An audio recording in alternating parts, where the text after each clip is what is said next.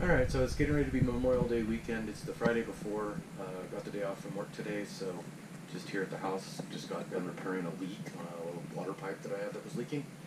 Sitting here in the camper that we got this year, that we're looking forward to using somewhat this summer.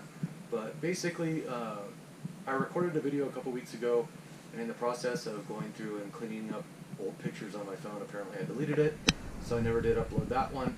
So I'm going to upload this one today. But basically I wanted to talk about how I've decided that I'm going to do 8 cycles of Folfox instead of 12, and kind of how important it is to have good communication with your oncologist, to have good communication, that somebody that listens to you and that addresses your concerns with more than just, well, I know what I'm doing. So basically I sat down with him and I talked to him, and he's just very insistent that you have to do 12. And he's giving me the same protocol that you would give a stage 4 cancer patient, and I was stage 2. It's like stage type 3N0, which is basically I had a tumor with a microperforation. They did a Signatera test, came back negative. I have no DNA for tumors. The CEA tests are coming back very low with no evidence of cancer. There's no evidence of cancer cells in my blood, and I believe that 8 cycles is sufficient to address any potential cancer that might be in my blood. And all the research that I've done says that there is a very high diminishing returns once you get past 8 cycles. 7, most people remain disease-free after 5 years. They're 76%. Mind you that the majority of the people that are having these studies done on them are in their 70s. I'm 50. And so the 5-year survival rate is the big thing that everybody looks at.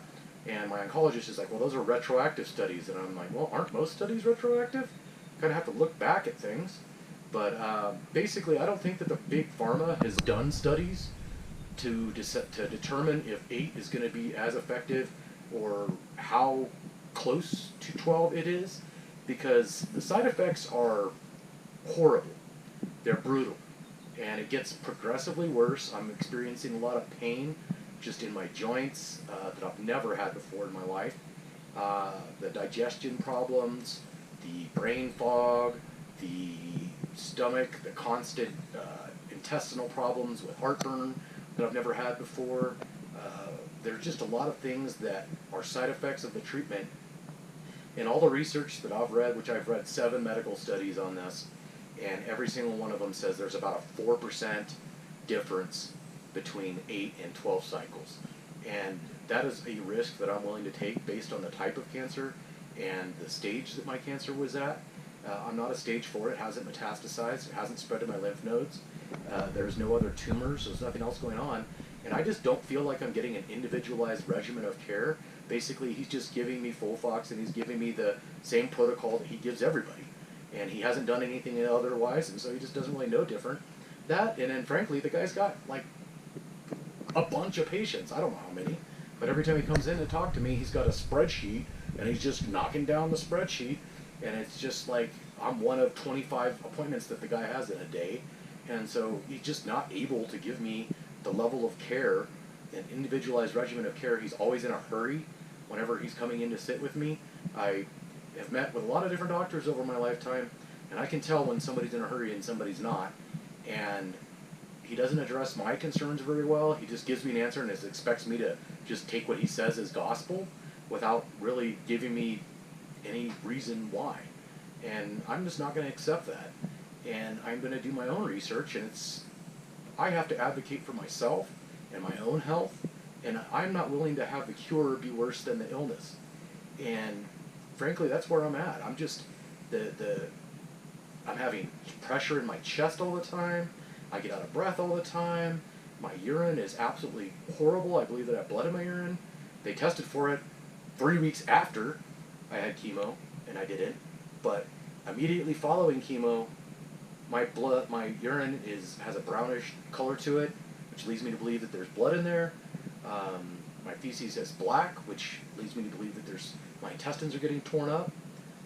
So it usually clears up at about week 3, and every single time that I've gone in to get chemo for the last 4 times, my platelets have been so low that they're not able to give it, and they have to delay it for another week.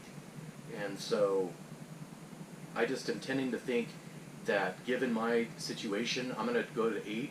I'm going to move on to just monitoring, where every 3 months I'll go ahead and get a blood draw done, and they will look at the CEAs, they'll look at the Signatera, and we'll see. But I honestly believe that the cancer has been eradicated from my body, and that I'm just putting my body through unnecessary punishment and unnecessary pain. And, you know, it affects my ability, it affects my demeanor, and everything else. And it's just, you know, if I honestly believed that 12 was necessary and the only way, then I would do it. But I don't believe it. I just don't. And I don't just take somebody's word for it because I've been doing this. This is my job. And I'm like, so what? There's a lot of people that are shitty at their jobs. Doesn't mean that I'm going to take their word for whatever they say. You know, and it's like when I met with another oncologist, when my guy was gone, the other one was way better. He addressed my concerns. He communicated with me. He didn't get frustrated. He had a better attitude. And I tended to have more confidence in what he said. And I don't, you know, he didn't really want to talk about doing 8 versus 12, but he really kind of, I mean, he was like, yeah, we'll just move on to monitoring. He didn't get all butthurt that I didn't take his word for it and take it as a personal affront to his, I don't know what, but, you know, I'm like, whatever. I didn't, really the oncologist I've been working with seems like he takes it personal whenever somebody questions him. And I'm like, that's not really very professional. So I just tend to believe that I just don't have a very good oncologist, frankly. And so in retrospect, some of the things that I would have done is I would have gotten a second opinion. I would not have rushed into chemo. I don't believe, you know, I didn't have stage 4. It hadn't metastasized at all. I could have waited another month and done more research. I could have talked to more people. I could have gotten another second opinion, a third opinion from somebody else, and really made an informed opinion. Really what happened is, you know, you get a cancer diagnosis and you're kind of in shock, and the people around you are kind of in shock, and you don't really think about it. You're just like taking this guy's word for it, and in retrospect I really wish I hadn't done that. And I would really encourage people to take your time. You're not going to die overnight from this stuff, especially my individual situation. Now, if it's, you know, and since I've been diagnosed with cancer, I've found a lot more people that have cancer, and a lot more people. You know, I'm very public about it. I don't know. I'm not a shy person, and I don't mind sharing things. And I've had a lot of people that have messaged me and have the people that I know, like on Facebook, Instagram, these kinds of things, and they're sharing with me that their situation, and a lot of them have gone out of. I live in New Mexico, and a lot of them have had to go out of state.